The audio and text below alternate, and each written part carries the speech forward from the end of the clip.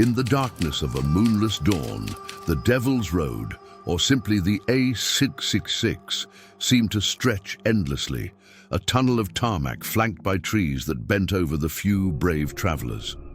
The wind howled through the branches, carrying with it the dry sound of fallen leaves scattered across the road.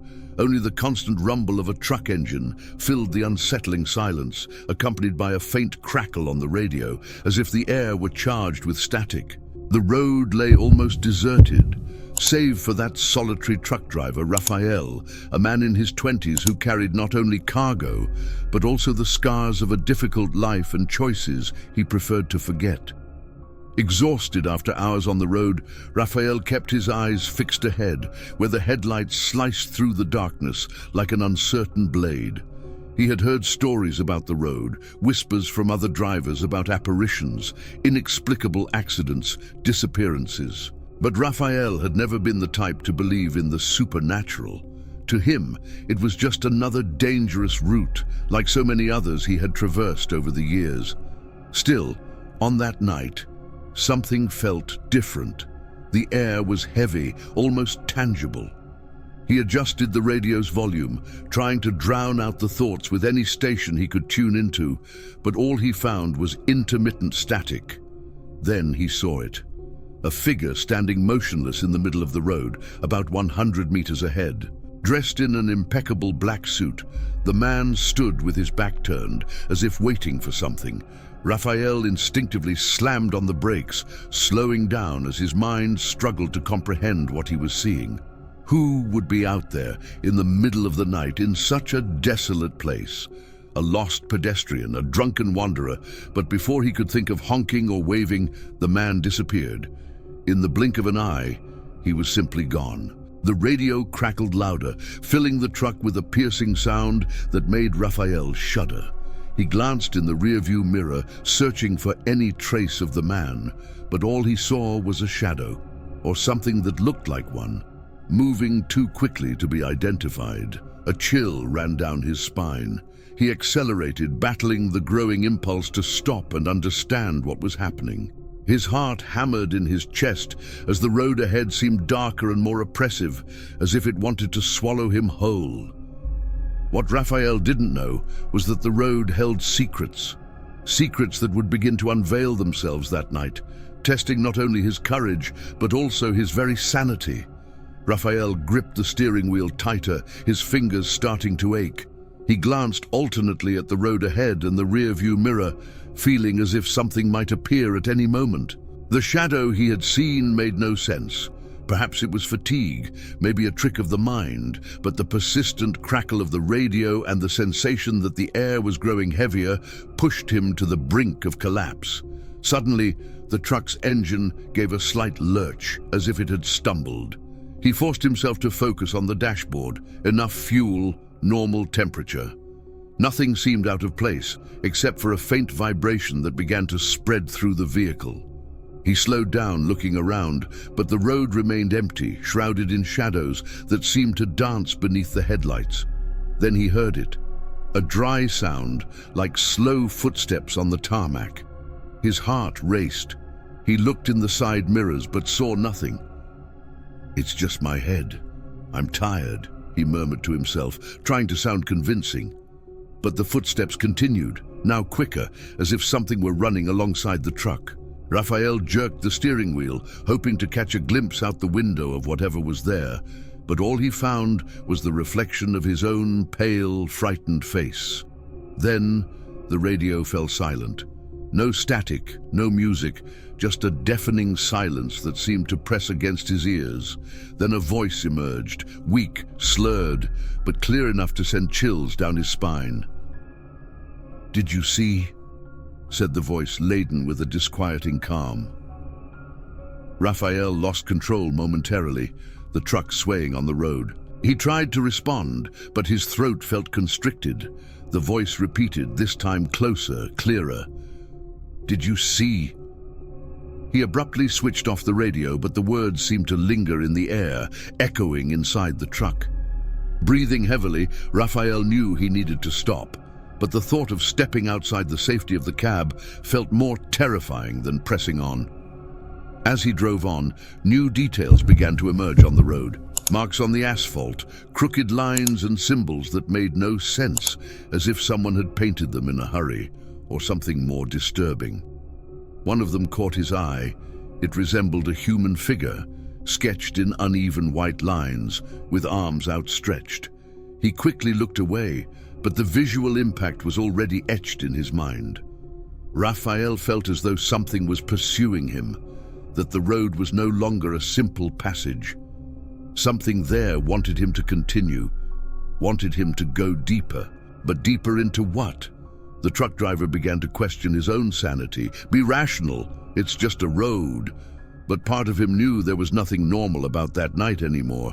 As he forced himself to drive straight, he started to perceive the trees bending more over the tarmac, as if they were watching. Then he saw it. In the rearview mirror, something was slowly emerging. It wasn't just a shadow, it was a figure, tall and indistinct, seemingly walking toward him. It didn't run, didn't rush. It just walked, as if it knew Raphael could not escape. Raphael blinked several times, forcing himself to believe his eyes were deceiving him, but the figure was still there. The shadow in the rearview mirror wasn't a blur. It was clear, defined. It walked with a calculated slowness, as if it had all the time in the world. The air inside the cab felt frozen, and Raphael realized he was holding his breath, as if any sudden movement could draw attention to him. The truck began to lose speed gradually, almost as if something were interfering with the controls. He pressed the accelerator, but the engine didn't respond. The headlights flickered, and for a moment, darkness enveloped the road. When the lights returned, the figure was closer, still indistinct, but now it was possible to see something in what appeared to be its face. Not eyes, but hollow holes where eyes should be, like a grotesque mask. Raphael let out an involuntary scream, feeling a wave of panic wash over him. He jerked the steering wheel, trying to take any action that would make him feel in control again, but the road seemed infinite, with no curves, no exits. The radio crackled again, and the same voice called out, this time deeper and clearer. "Did you see Raphael?" The sound of his own name made his stomach churn. How did it know who he was? He tried to respond, but his voice came out trembling and weak, like that of a frightened child. "Who are you?" he asked, more as a whisper to himself than a genuine attempt to communicate. The radio replied almost immediately, "I am what you left behind." Raphael's mind raced, trying to make sense of those words. What had he left behind? He thought of the family he hadn't seen in months, of the friend who never answered his last call for help. But before he could delve deeper into those thoughts, the truck came to a complete stop. The engine died, the headlights went out, and silence enveloped him. He had no choice. He needed to get out. Every fiber of his being screamed for him to stay inside the cabin, but the instinct for survival took over. With trembling hands, he reached for the door handle and opened it. The air outside was even heavier, almost suffocating. Raphael caught the smell of something burnt, mixed with a metallic scent like iron. He stepped down, his feet touching the cold asphalt, and turned slowly. The figure was just a few meters away. Now, under the dim light of the lantern he had taken from the truck, Raphael could see the details. It was a man, or at least it appeared to be. He wore a perfectly tailored black suit, but something was off about his body, as if his arms were too long, his legs slightly crooked. The face, or what should have been a face, was an absence, a void covered by smooth, featureless skin. The creature tilted its head as if studying Raphael, and then took another step, its shoes softly tapping on the asphalt. Raphael recoiled, nearly tripping. "What do you want?" he shouted, finally finding his voice. The answer didn't come from the being, but from within his own head. A calm yet firm voice echoed in his thoughts. "You know what I want. You brought me here." Raphael shook his head, confused and terrified. "I don't know. I didn't do anything." The figure stopped, but the air around began to vibrate, as if the very fabric of reality was unraveling. The ground beneath his feet felt soft, unstable. He looked around and realized the road was no longer the same. The symbols he had seen before now glowed with a pulsating light, creating patterns that moved as if alive. The horizon was distorted and the trees twisted into grotesque shapes. Raphael tried to run, but his feet felt heavy, as if something invisible was pulling him back. The figure drew closer once again, now extending a thin, pale hand towards him. It was then that a memory surged in his mind. A night many years ago when he drove down a similar road and hit something or someone. He never stopped, never looked back. The urgency to escape had been stronger than the weight of his guilt. Now he knew. The being before him was a fragment of that night, a manifestation of what he chose to ignore. The man in the suit was not just there to frighten him, he was there to settle accounts. Raphael stood frozen. The weight of the memory hit him like a blow to the chest. The road, the crackling radio, the suited figure, it all made sense now, a dark and inescapable sense. He tried to back away once more, but his legs felt heavy, as if the asphalt was pulling him down. The figure remained still for a moment, its hand still outstretched, like an offering or an ultimatum. "It was an accident," Raphael murmured, as if speaking aloud could ease the crushing pressure in his mind. "I didn't know what to do. I couldn't." The figure tilted its head again, but this time the smooth skin that composed its face began to crack. Each fissure opened slowly, revealing what appeared to be eyes, not human but deep pools of darkness, filled with something that pulsed like liquid fire. The voice echoed again, this time louder and more relentless. "You chose not to look, you chose not to stop, you knew." The ground began to tremble, the glowing markings on the road pulsating in sync with the entity's words. Raphael fell to his knees, feeling the world around him shatter. The road stretched infinitely, while the trees twisted as if made of living flesh. "I didn't know," he screamed, tears streaming down his face. "I was scared. I thought it was an animal, or I didn't know." The man in the suit took another step, now close enough for Raphael to smell something burnt emanating from him. The outstretched hand touched Raphael's shoulder, and a wave of images flooded his mind. He saw the scene of that night with disturbing clarity. The impact, the sound, the body lying on the road. He also saw himself younger, terrified, looking in the rearview mirror and accelerating without hesitation. But then the vision changed. Raphael saw something he had never noticed before. A small detail that the buried memory hadn't allowed him to access. The body was not dead. There was movement. Whatever he had left behind was still fighting, still pleading for help. He had abandoned it there, alone. Raphael tried to speak, but the word died in his throat. The guilt he had denied for so long was now a chain dragging him to the depths of a dark ocean. "All that is abandoned returns," said the voice inside his mind, as the glowing marks on the road formed a circle around him. "You must pay the price." Raphael struggled against the invisible force that anchored him to the ground. He tried to scream, but the sound that came out was swallowed by the crackling that once again filled the air, now loud enough to seem like a deafening scream. The entity moved closer, and for a moment Raphael saw what looked like an extra hand emerging from within the suit, grotesque and twisted, grasping him by the neck. "Wait!" Raphael shouted, his voice finally bursting forth. "Let me fix this! I'll do anything!" The crackling stopped. The figure stepped back slightly, as if considering his words. The road around him became clearer, but the marks on the ground still pulsed. The entity did not respond with words. Instead, the hand that had been gripping Raphael loosened, but he felt no relief. The void in the creature's face seemed to absorb everything around him, and Raphael had a vivid sense that he was being weighed, judged. A sensation of warmth flooded him, and he realized he was being pulled back to that night. Not as a spectator, but as the protagonist.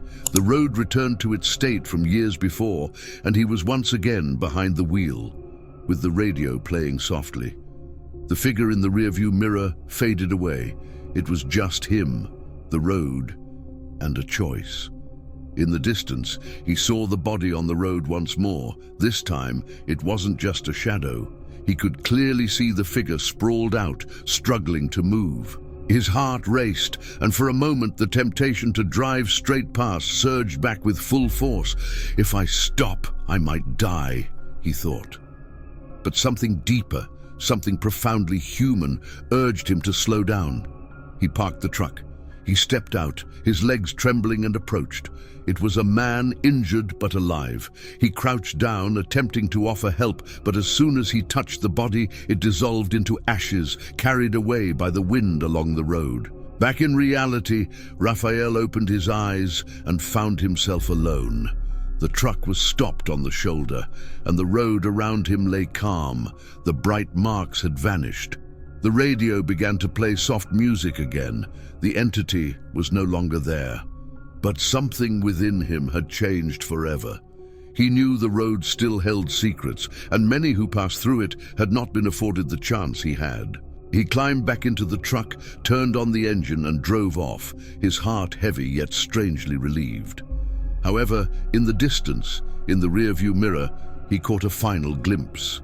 A figure in a suit, standing at the bend of the road, watching him as he drove away.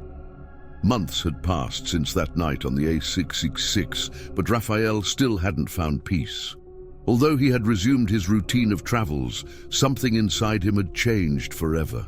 He was now a haunted man, not only by the visions of that night, but by the certainty that the road was still watching him, alive, awaiting its next traveler. On a cold winter night, Raphael found himself in a small truck stop in a village near the A666. It was a simple yet welcoming place, with yellowed lights and the aroma of fresh coffee filling the air.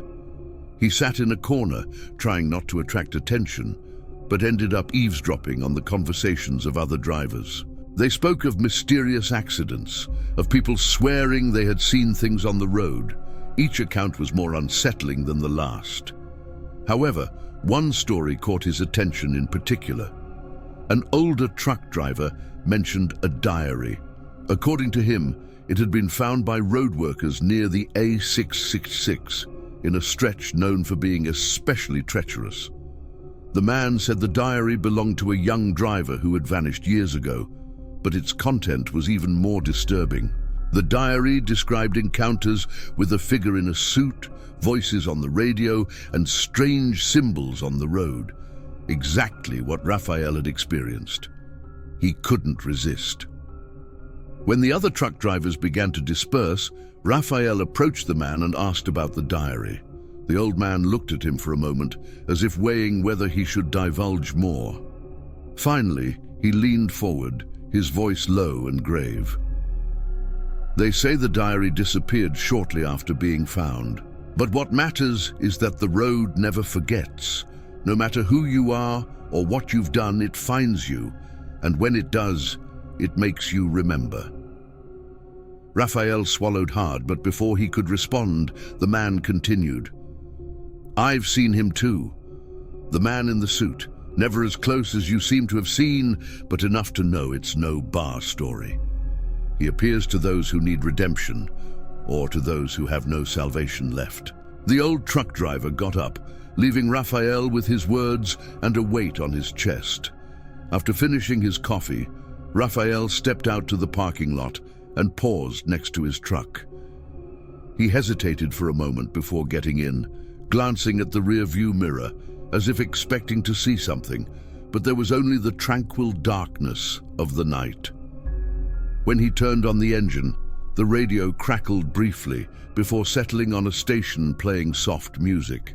He accelerated, trying to forget the conversation, but when he looked at the dashboard, he noticed something that made his heart race. On the misted glass of the windscreen, traced as if by invisible fingers, was a single phrase, You never really leave. Raphael tried to wipe the glass clean, but the message vanished before he could touch it. The truck moved forward, but he knew the man in the suit was still there, lurking, waiting for the right moment. The A666 was more than just a road, it was a sentence, and Raphael, like all who crossed its path, was now part of it. As he drove away, a new storm began to form over the road.